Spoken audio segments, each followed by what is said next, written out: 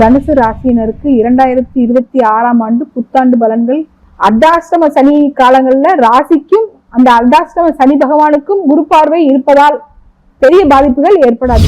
குருவோட பார்வை ராசிக்கு 5 மாசம் இருக்க போது, அதுக்கடுத்து சனி பகவானுக்கு மீதமுள்ள மாதங்கள்ல இருக்க போகுது. அப்ப ராசிக்கும் அர்த்தாஷ்டம சனியை கொடுக்கக்கூடிய சனி பகவானுக்கும் குரு பார்வை இருப்பதால் பெரிய தீய பலன்கள் நடக்காது அப்படின்றத நம்ம உறுதியா சொல்லலாம். அர்த்தாஷ்டம சனி என்ன கொடுக்கும்? அதாவது அஷ்டம சனி காலத்துல ஏற்படக்கூடிய பாதிப்புகள்ல பாதி பாதிப்புகள் அர்த்தாஷ்டம சனி காலத்துல நடக்கும். 2ஆம் அதிபதியாகிய சனி பகவான் 4ஆம் இடத்திற்கு செல்லும் போது உங்களுக்கு வாடகை வருமானம் தரக்கூடிய சொத்துக்களை சேர்த்து தருவார். இந்த காலகட்டங்கள்ல உங்களுக்கு பழைய சொத்துக்களாக அமையக்கூடிய அமைப்புகள் இருக்குது.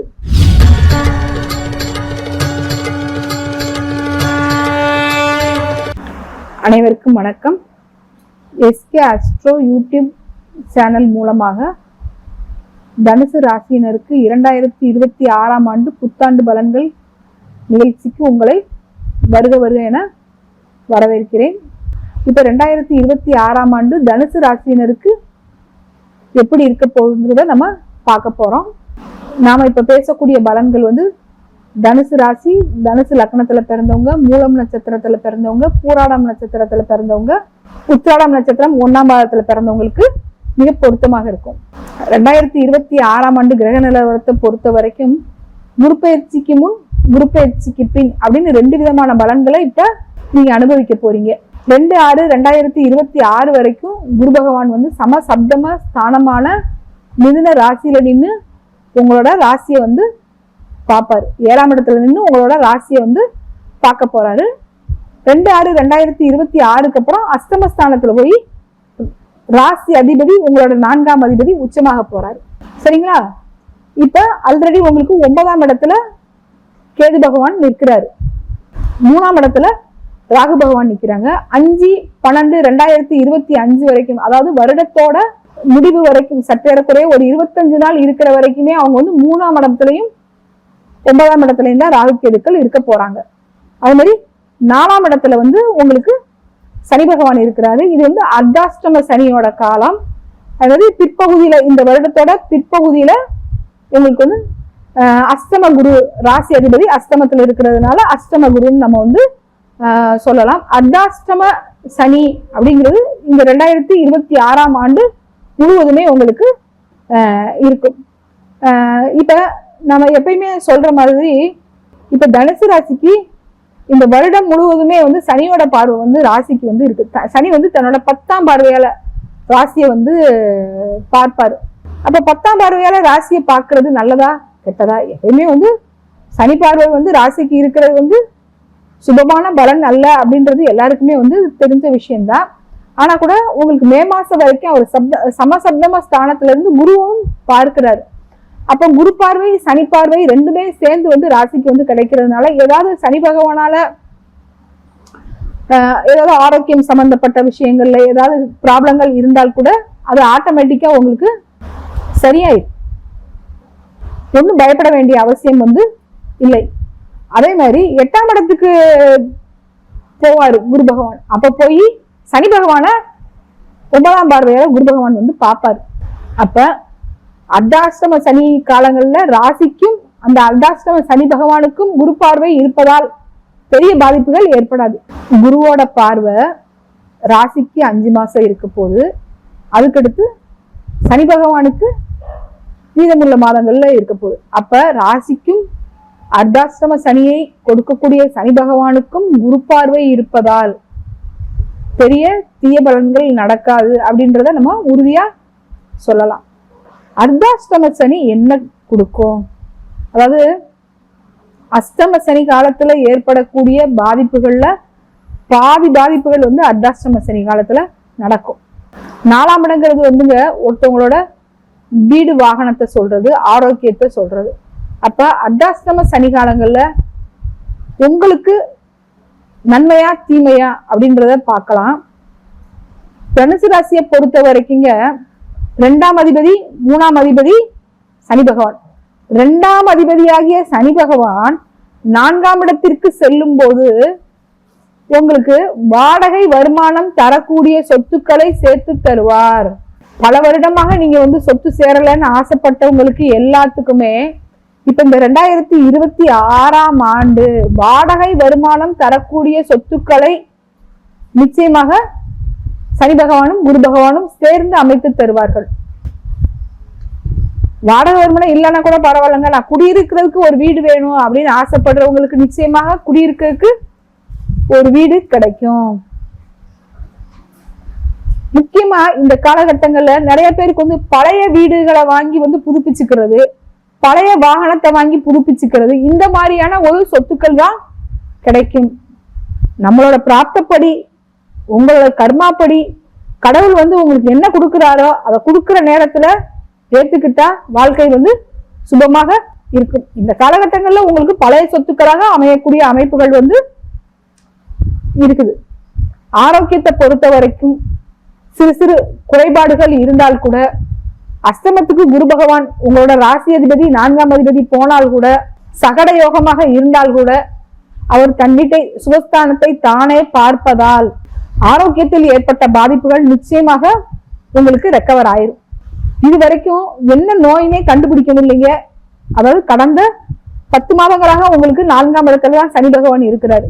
இது வரைக்கும் என்ன நோயினே கண்டுபிடிக்க முடியல அப்படின்னு இருக்கிறவங்களுக்கு இப்ப நோயோட புரிதல், எந்த டாக்டரை பார்க்கணும், சித்தாவை பார்க்கணுமா, ஆயுர்வேதம் பார்க்கணுமா, ஹோமியோ பார்க்கணுமா, எந்த டாக்டரை பார்த்தா இப்ப நம்மளோட வைத்திய நமக்கு பலன் தரும் அப்படின்ற புரிதல் உங்களுக்கு உண்டாகி நல்ல வைத்தியம் உங்களுக்கு கிடைச்சி ஆரோக்கியம் அதிகமாகும். அஷ்டம குரு உங்களுக்கு என்ன செய்வார்? நன்மையை செய்வாரா, தீமையை செய்வாரா?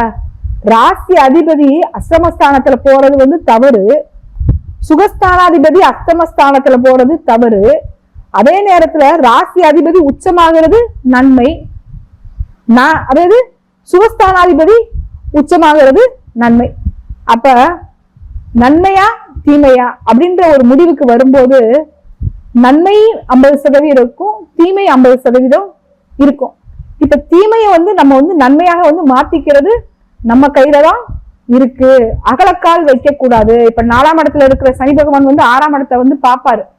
அப்ப சொத்து வாங்கும் போது அகலக்கால் வைக்க கூடாது. என்னோட கெப்பாசிட்டி 50 லட்சத்துக்கு தான் உனக்கு வீடு வாங்கக்கூடிய கெப்பாசிட்டி இருக்குன்னா 1 கோடிக்கு நீங்க போக கூடாது. இஎம்ஐ அதிகப்படுத்த கூடாது. உங்களுக்கு மாச வருமானம் 1 லட்சம், இஎம்ஐ 60,000 70,000 வந்தா மிச்சம் உள்ள பேலன்ஸ் 40,000 குடும்பத்தை நடத்துறதுக்கு சிரமப்படுவீங்க. அப்ப அதுக்கு ஒரு கடனை வாங்க வேண்டியது இருக்கும். அப்ப நிதானமும் தன்னம்பிக்கையும் பொறுமையும் சிந்தித்து செயல்படும் கூடிய பக்குவமும் இந்த காலகட்டத்தில் உங்களுக்கு வேணும். சரிங்க, இப்ப திருமணத்தை நம்ம பார்க்கலாம். அஷ்டம குரு அர்த்தாஷ்டம சனி இவங்க 2 பேரும் சேர்ந்து உங்களுக்கு திருமணத்தை நடத்தி கொடுப்பாங்களா?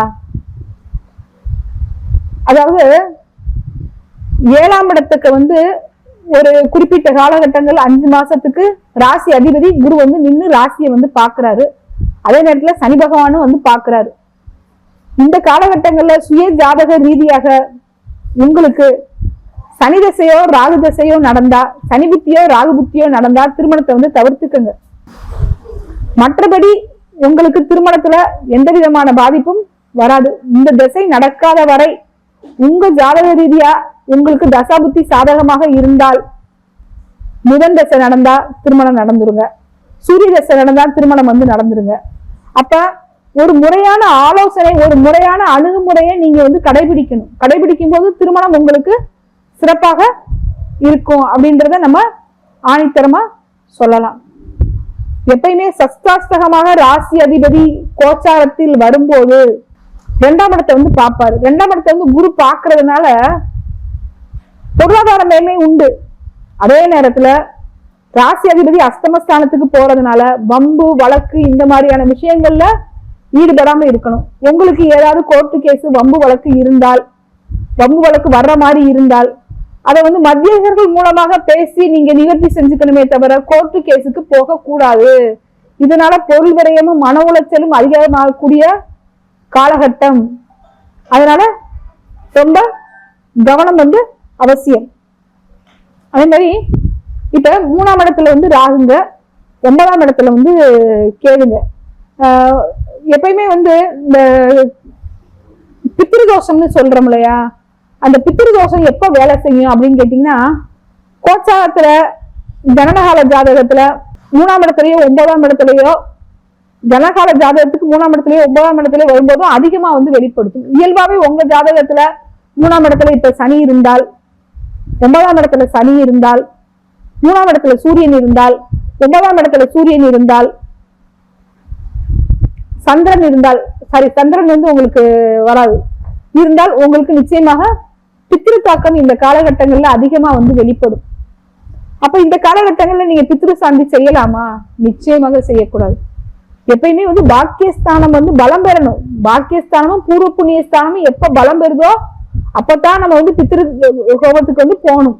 இப்ப 3ஆம் இடமும் 9ஆம் இடமும் இயல்பாவே வந்து கோச்சார கிரகங்களால வந்து சாதகமற்ற நிலையில இருக்கு. ராசி அதிபதியும் சாதகமற்ற நிலையில இருக்கிறாரு, லக்னாதிபதி சாதகமற்ற நிலையில இருக்கிறார். அப்ப இந்த காலகட்டங்கள்ல இது போன்ற விஷயங்கள்ல வந்து ஈடுபடக்கூடாது. தந்தை வழி உறவுகளை வந்து அனுசரித்து செய்யணும். உடன்பிறந்தவங்களை வந்து நம்ம வந்து அனுசரித்து செய்யணும். தாயோட ஆரோக்கியத்துல வந்து கவனம் செலுத்தணும். குடும்பத்து உறுப்பினர்கள் மேல நிறைய அன்பு வைக்கணும், அஃபெக்ஷன் வைக்கணும், எல்லாரையும் வந்து நேசிக்கணும். இயல்பாவே வந்து தனுசு ராசிக்காரங்க வந்து எல்லாத்தையுமே வந்து அனுசரிச்சு போறவங்க, தன்னோட நலத்தை விட பிறரோட நலத்துக்கு அவங்க வந்து ஆர்வம் இது பண்றவங்க, பொதுநல காரியத்துல ஆர்வம் இருக்கிறவங்க. கோச்சார கிரகங்கள் சாதகமற்ற இந்த காலகட்டங்கள்ல என்ன வழிபாடு செய்யணும்? வியாழக்கிழமை முருகவசம் வந்து படிக்கணுங்க. வியாழக்கிழமை முருகவசம் படிக்கும்போது உங்களுக்கு நல்ல பலன்கள் உண்டு. அதே மாதிரி டெய்லி சூரிய நமஸ்காரம் பண்ணணும், டெய்லி ஆதித்ய ஹிருதயம் படிக்கணும். டெய்லி சூரிய நமஸ்காரம் படிக்கும் போதும், டெய்லி ஆதித்ய ஹிருதயம் கேட்கும் போதும், சூரிய நமஸ்காரம் செய்துட்டு வரும்போதும் உங்க வாழ்க்கையில சூரியனை கண்ட பனி போல அனைத்து விதமான துன்பங்களும் உங்களை விட்டு விலகும். 2026ஆம் ஆண்டு பிரகாசமான ஆண்டாக தனுசு ராசினருக்கு அமைய நல்வாழ்த்துக்கள். நன்றி, வணக்கம்.